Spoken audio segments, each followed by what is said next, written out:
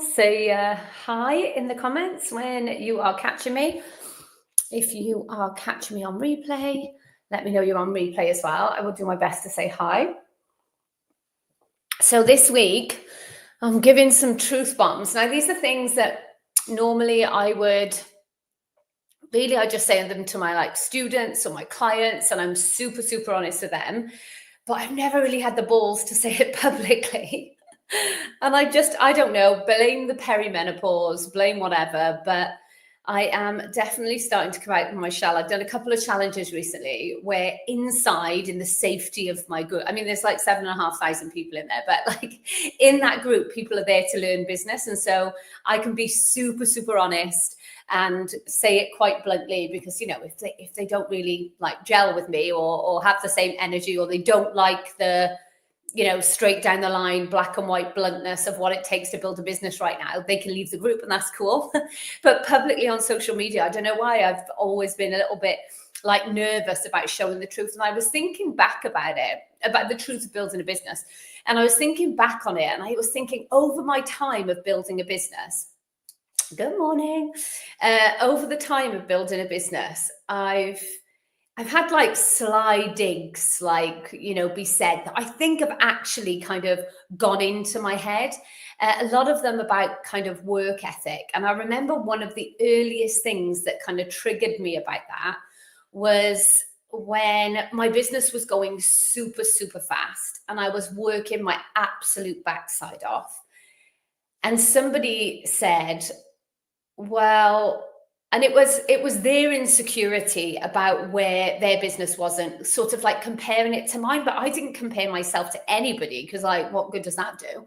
I was just head down in my own lane, keep going kind of thing. But they said, yeah, well, I'm not willing to sacrifice what you do. But it was said in a way that was shaming me. But it must have affected me, because I still remember it 12 years on, right? And I remember then, probably from then, just not quite being as open as how hard I was working. Now, I've always said yeah, I work hard. But I don't wear it like a badge of honor. I'm just you do you, whatever it looks like to you, whatever feels good to you, great. But, when someone comes and says, I'm not getting the results, or this isn't happening, or that isn't happening, well, then at that point, I think it doesn't help by not showing, yeah, but you want these results, and to get these results, this is what I'm having to do. Now, it might be a lot easier for you, and that's fine, but it's not for me. And so I think this will help this week with kind of the truth bombs that I'm going to share. I'm going to be live every day around the 9:30 point. And I'll be sharing them really honestly with you. Another time that I got shamed was when I was invited to an event. It was thousands of people there. I was seeing really fast growth in my business. And so they asked me to, share what I was doing. And so I took this literally, share what you're doing. So I did this presentation, which I never really had time to plan for, because I was honestly working too hard.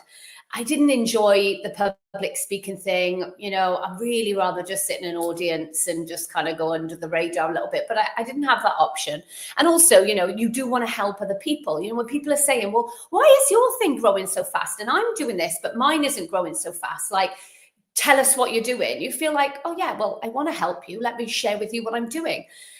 And so I stood on stage and I gave this presentation, and I showed my whiteboards in my office, tracking kind of every statistic, every bit of data in my business. And because that was the honest truth of how I was actually achieving what it is that I was achieving. And when I came off, I was sat having lunch, and somebody who was way up here to me came over to me and said, why did you talk about all that stuff? As deadpan, why did you talk about all that stuff? And I'm what? Thinking they were going to say oh my God, amazing presentation, because I thought it was really good. And they were you should just stick to your story. It inspires people. Just keep telling your story. I was oh, okay, oh my God, my tummy flipped and completely dropped. And I felt like I was going to burst into tears. And like, I'm not a sissy. I've been a sissy, but like, I'm not a sissy. Like with something like that, I'm like, okay, fair enough. Like you don't agree with what I say, that's cool. But it really like knocked me because it shocked me. Like you asked me to share exactly what I'm doing. I'm showing exactly what I'm doing. And now you're telling me just stick to your story. And it wasn't the person who asked me to speak, actually, I must say that. And I remember thinking, well, that's bullshit, because my story of I went from a police officer building this business and everything. All right, it might inspire some people to like make some big leaps or have some belief in themselves, but how's it going to help them in actually building a flipping business? Like that doesn't help them. That's just like leading people blindly. Do you know what I mean? And so I know what their point was. Their point was like, this is not attractive to see this. This shows that like you're working crazy hard and we want people to think it's easier. And so I guess that was the reason for not really liking my presentation, because actually it was total facts of like, this is what I'm doing. This is how I'm tracking it. This is what I focus on. This is what my life looks like daily. And it's actually really valuable information for like people who are actually trying to do it, not just want to be some, fluffiness kind of like, hey, let me inspire you. And I'm like, oh no, not for me. And so I didn't actually talk that much after that. Right, so I want to talk about organic growth. Hey, Martine, good to see you. The Braid sisters are in the house. Good to see you. Thanks, Rach. I don't think you're blunt, you're honest. Therefore, don't waste people's time. Yeah, true. But I've only really kind of, again, got the balls to do that very, very recently, like in a bigger way. So here is the first time I've probably spoken about it publicly ever. So I want to talk about organic growth because this comes up so much. I also see a lot of my students, there are around 180 students in like my closer coaching program. And there are 750 plus. Well, the doors are open at the moment to Iconic, to my membership. And so it's growing right now. So I don't know how many people are in that moment, but yeah, 700, 800 people. So this comes up a lot because people get really, really frustrated. And they get frustrated because, number one, they first of all think that audience growth, morning, Susie, they think that audience growth means followers. And this can be like to the biggest detriment to your business. So when we're looking for audience growth in a business, we all have to grow our audience. We all have to have an audience growth strategy. I tell you for why.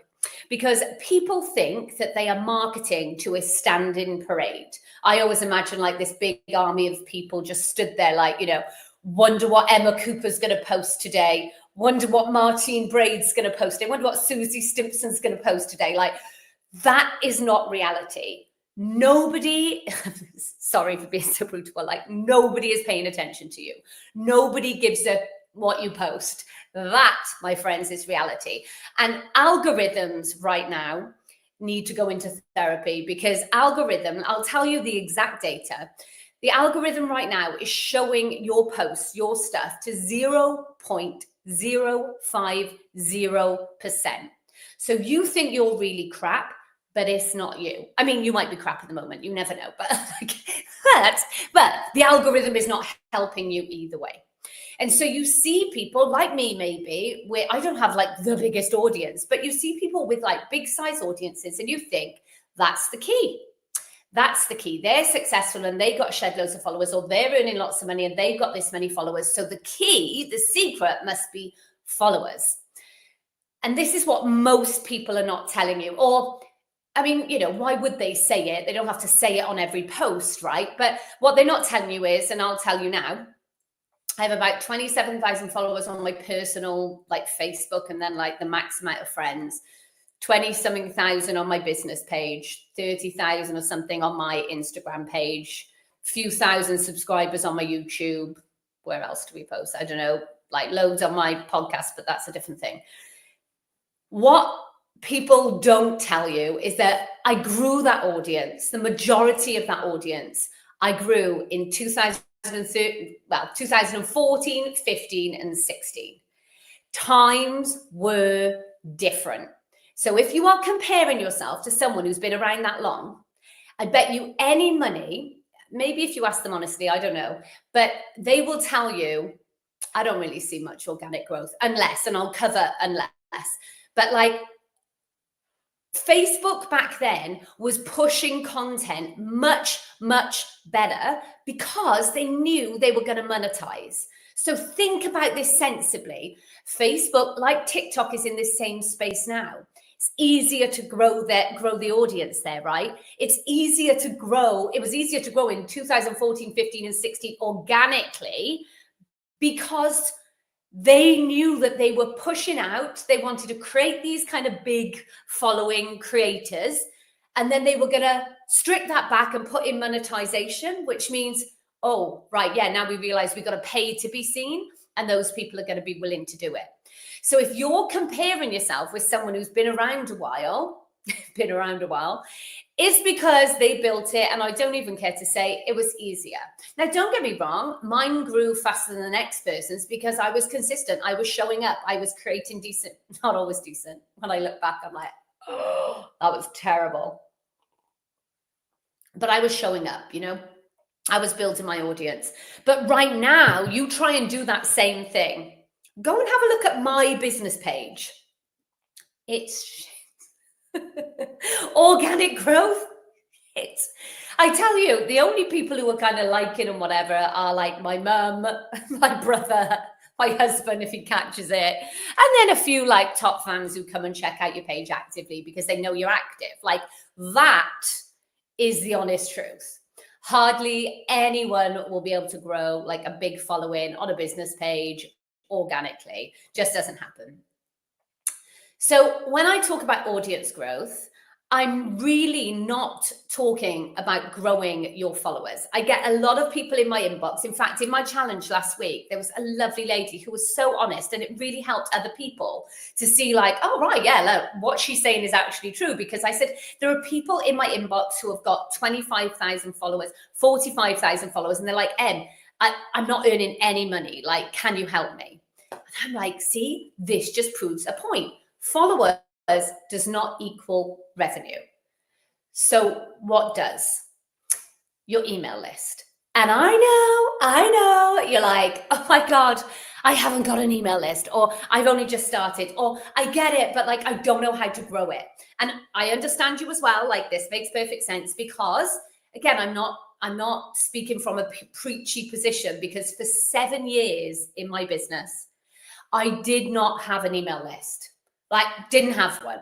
Didn't know, like, I just thought it was like collecting emails on a Google form or something. And I was like, how, this is embarrassing to admit, but like, how do people manually send that many like emails to one thing? You know, like, God, that is going to take some time. Genuinely what I thought, right? Didn't know anything about like opt-ins and freebies and email lists, like actual email service providers. So I didn't know anything. And so when I started building, and by the way, and this is another thing to point out as well, when people talk about kind of like their results. So for example, I can tell a story of like my first membership. It was total because it was a Facebook group, which I don't even think you're actually allowed to do and call that a membership and charge for it now. Like, there's got to be some kind of platform. But with my first membership, I launched it, and doesn't this sound great marketing wise? Just under 300 members, no sales page, no funnels, no fancy tech, no membership software, no outgoings, just like me, a Facebook group, and Zoom. It sounds great marketing wise, right? And like $5,000 a month or whatever it was in revenue secured. Sounds amazing. What's the reality behind that? It's what no one talks about, really. The reality behind it is I gave away free stuff for 7 years. I was helping people for free for 7 years. I showed up consistently for 7 years. I mean, who wants to do that now, right? Oh, I'm going to start a business, and then like for 7 years, I'm just going to give away free shit. And then I'll, hopefully people will want to buy from me. Look, I was earning money in those 7 years, but I definitely wasn't doing it in the way that I should have been doing it. But you don't know until you know. By the way, I've got a freebie if you guys want it. It's called List Launcher. I don't know if I've got a trigger for it. I probably have. Can't remember what it is. But if you're in my free group, then it's in there. It's kind of tagged and everything. If you're not in my free group, type free group, and I'll add you in there, and you can just grab it. But this is how you start your email list in under 60 minutes. Literally walks you through it step by step. Okay, so no one is seeing your stuff. And so it is almost impossible to grow organically unless, so there are different things that you can do to grow organically, obviously, and people are doing it. But the people who are talking about it are normally the people, like I said, like my kind of following, right? That I've built 14, 15, 16, right? It worked then. It does not, it works now, but it's so freaking slow. It's painful. So you're going to really struggle to get any kind of momentum, right? So the things that do work and the people that you're seeing growing, they're probably doing one of a few things. They've probably got Facebook ads on. Right? Most people are bloody scared of Facebook. I'm like, oh, I don't want to lose money. Like, you can't lose money on an ad. If you put a tenner on an ad for like lead generation, and it's going into, you've got to collect emails, otherwise it's unquantifiable, so there's no point.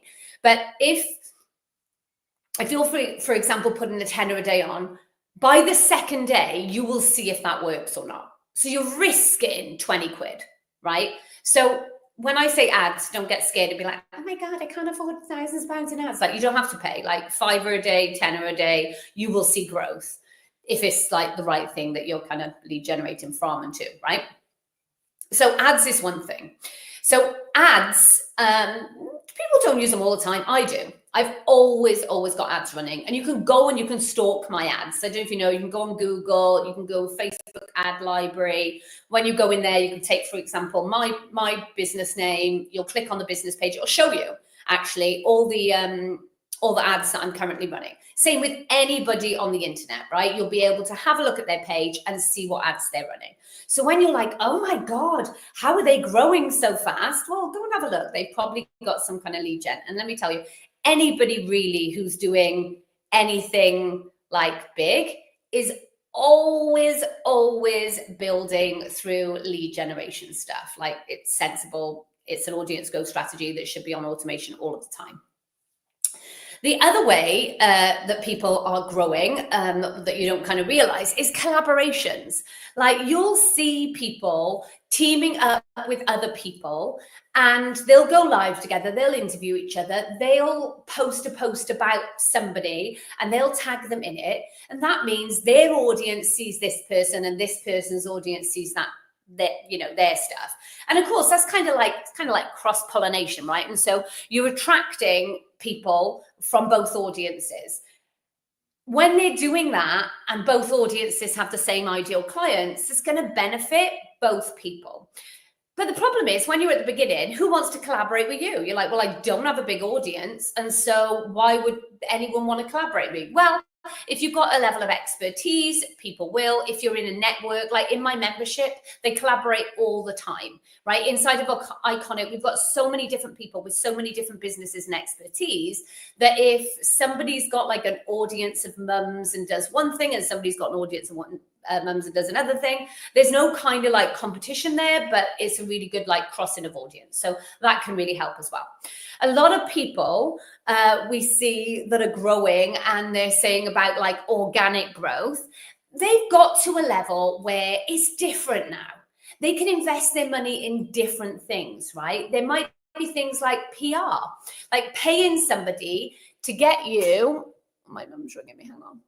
Paying somebody to get you in newspapers, in magazines, speaking on stages, speaking on podcasts.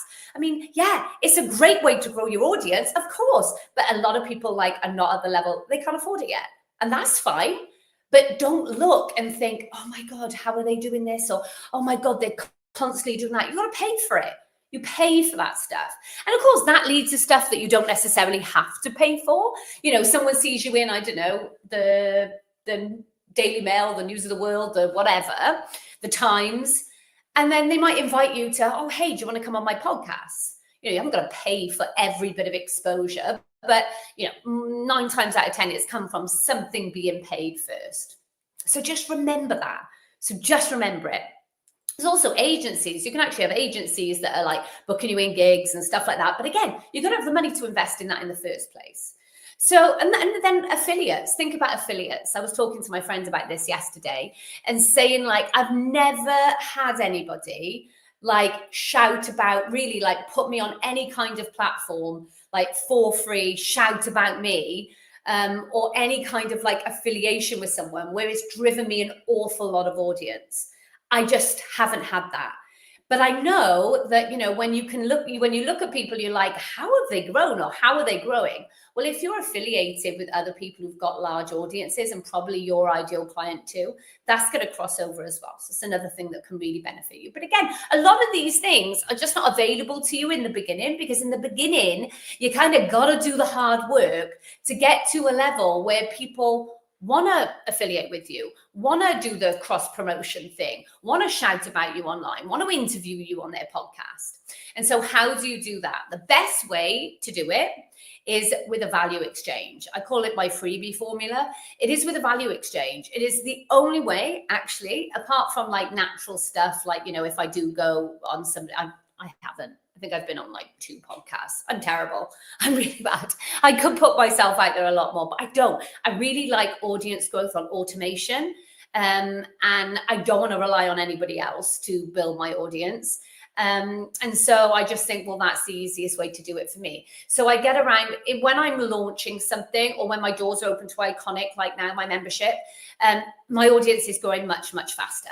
And I posted a post a week or so back saying, like, you know, I just hit 30,000 followers or whatever. Like, you will not see me with the 30 balloons, you know, going like, yay, 30,000 followers. Like, I don't give a shit. Because it does not mean revenue, albeit that probably does to me, because before they find my social media, they have already entered my email list. And that's the truth, because not many people are finding you organically on social media and then going through your social media channels to get onto your email list. For me, it's the other way around, because I put on low spend ads to bring people into my email list, and then I take them out into the social media world as well, so they can follow me there. So I just wanted to be super honest with you about audience growth, what you're watching, what you're seeing out there, what people are kind of sharing with you is really sometimes like the only thing they can share, right? The only thing they can share without going, oh, well, this is the story, but X, Y, and Z. Oh, this is the story, but X, Y, and Z. Because that would just make for like the crappiest content.